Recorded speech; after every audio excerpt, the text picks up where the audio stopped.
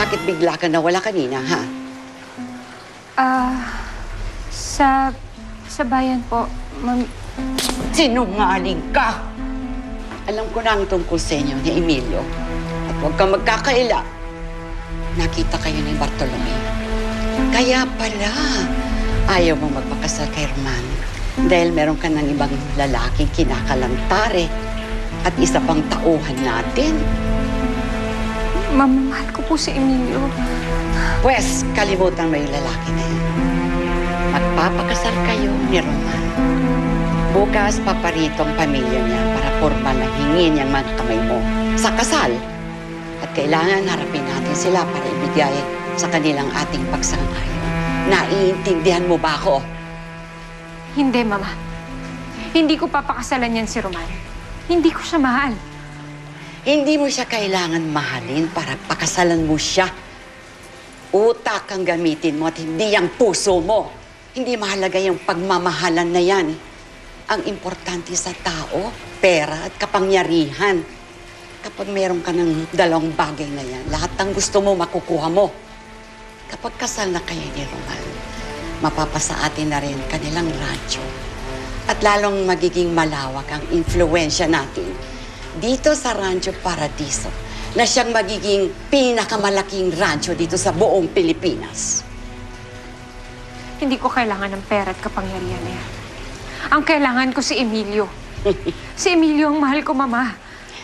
Nasasabi mo lang yan dahil pinanganak kang mayaman. Hindi mo naranasan ang mga naranasan ko. Hindi mo nararamdaman kung paano ka lait-laitin ang mga tao dahil wala kang pera.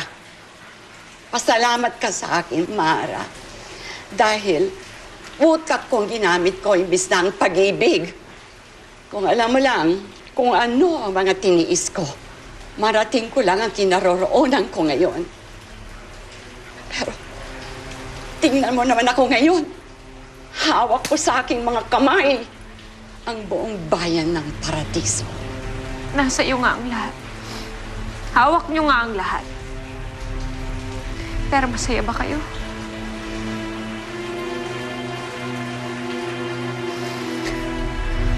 Ayokong matulad sa inyo, Mama. Saan ka pupunta? Kinakausap kita! Mara! Bumalik ka rito!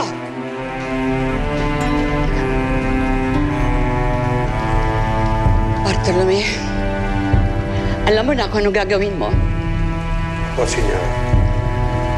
Sige.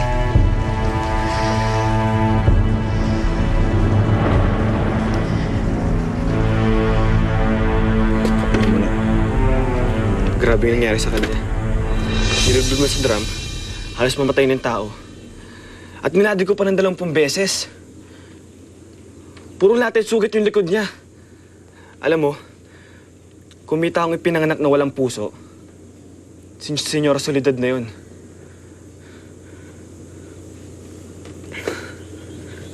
Malayong malayo talaga siya kay Mara.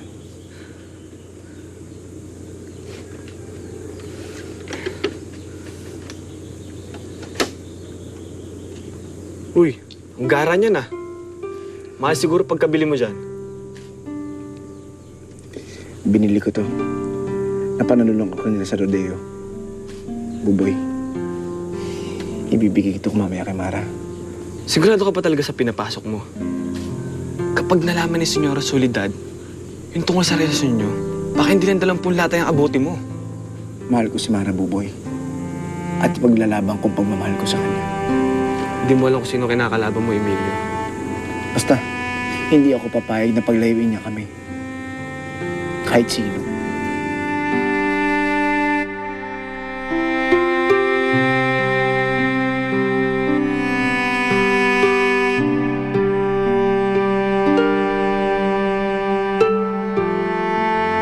Tingin mo magugustuhan ni Mara itong kwentas.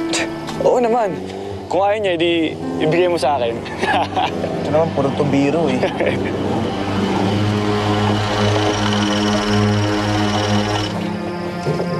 Sir Bartolome, may kailangan po ba kayo?